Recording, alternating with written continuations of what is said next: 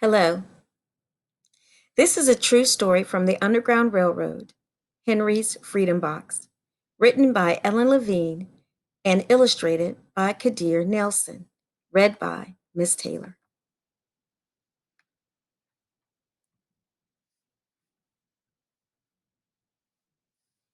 Henry Brown wasn't sure how old he was.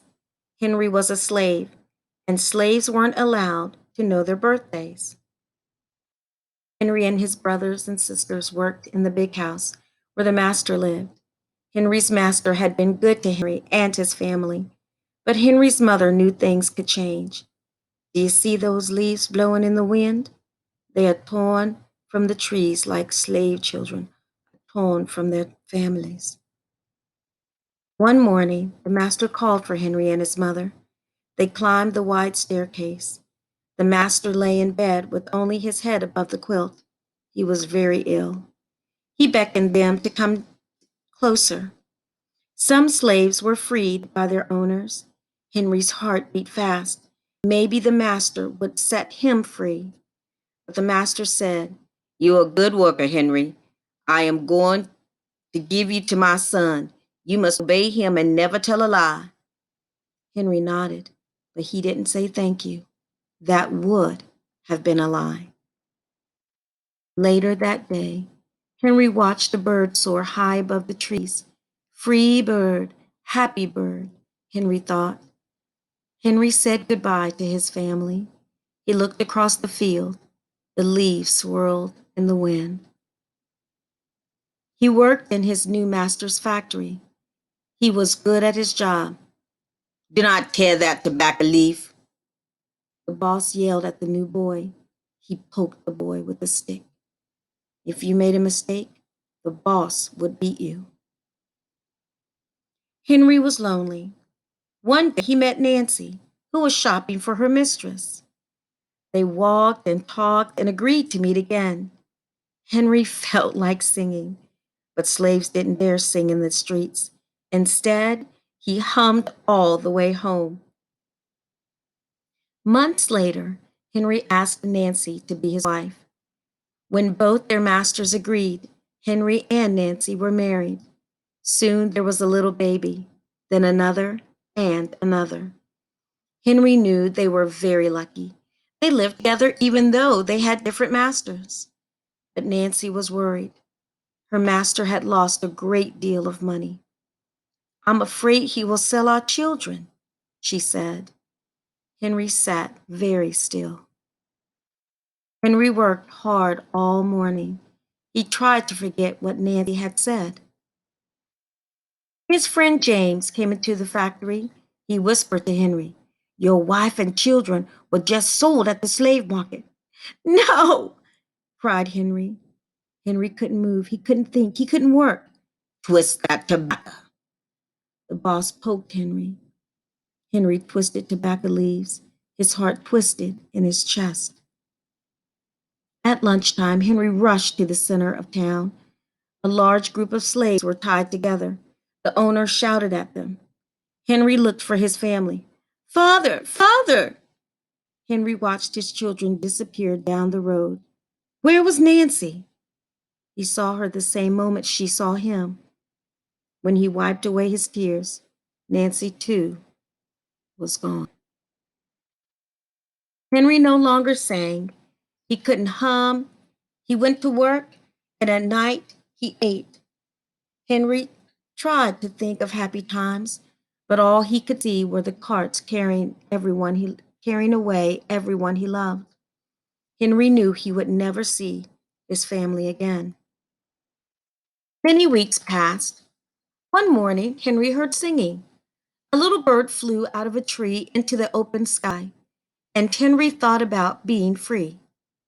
But how? As he lifted a crate, he knew the answer. He asked James and Dr. Smith to help him. Dr. Smith was a white man who thought slavery was wrong. They met early the next day at an empty warehouse. Henry arrived with a box. "I will mail myself to a place where there are no slaves," he said. James stared at the box, then at Henry. What if you cough and someone hears you? I will cover my mouth and hope, Henry said. Dr. Smith wrote on the box, to William H. Johnson, Arch Street, Philadelphia, Pennsylvania. Henry would be delivered to friends in Philadelphia. Then he printed on the crate in big letters, "This side up with care." Henry needed an excuse to stay home, or the work boss would think he had run off. James pointed to Henry's sore finger, but Henry knew it wasn't bad enough.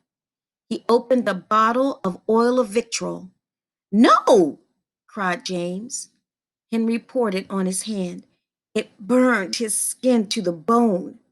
Now the boss would have to let him stay home. Dr. Smith bandaged Henry's hand. They arranged to meet the next morning at 4 o'clock. The sun was not yet up when Henry climbed into the box. "Ready," he said. James nailed down the lid. Dr. Smith and James drove to the station. The railway clerk tipped the box over and nailed a paper to the bottom. Dr. Smith begged the clerks to be careful, but they didn't listen. They threw the box into the baggage car. Hours passed. Henry was lifted up and thrown again, upside down. He heard waves splashing. This must be the steamboat headed for Washington, D.C. The ship rode smoothly, but Henry was still upside down. Blood rushed to his head. His face was hot. His eyes ached. He thought his head would burst, but he was afraid to move. Someone might hear him. "I'm tired of standing," someone said. "Why don't we move that box and sit on it?" said another. Henry held his breath. Could they be talking about his box? Henry was pushed. The box scraped the deck. Now he was on his right side, now on his left, and suddenly, right side up. "What do you think is in here?" said the first man. "Mail, I guess," said the other. I am mail, thought Henry, but not the kind they imagine. Henry was carried off the steamboat and placed in a railroad car, this time heads up. He fell asleep to the rattling song of the train wheels. He awoke to loud knocking. "Henry, are you all right in there?" "All right," he answered. The cover was pried open. Henry stretched and stood up. Four men smiled at him. "Welcome to Philadelphia." At last, Henry had a birthday. March 30th, 1849, his first day of freedom. And from that day on, he also had a middle name. Everyone called him Henry Box Brown. Author's note. In the mid 1800s, there were about 4 million slaves living in the United States. Slaves were owned like tables or cows or wagons. Historians believe between 60,000 and 100,000 slaves escaped to freedom. They traveled on what became known as the Underground Railroad. The Underground Railroad, of course, was not a real railroad. It was all the secret ways slaves made their way from the South to the North. The fugitives hid in carts, rode on horseback, walked hundreds of miles through forests and swamps, and crossed flowing rivers in summer and icebound rivers in winter. They traveled any way they could to reach freedom. Conductors and station masters hid them and helped them throughout their journey. When Henry Brown climbed into his freedom box, he hoped he'd be carried to its safe world. He brought along a small tool to make air holes, a little water, and a few biscuits. His only worry was about being caught. Henry arrived safely in Philadelphia, having traveled 350 miles from Richmond, Virginia, in 27 hours. His story made newspaper headlines in America and Europe, and Henry Box Brown became one of the most famous runaway slaves on the Underground Railroad, the man who mailed himself to freedom. A true story from the Underground Railroad, Henry's Freedom Box.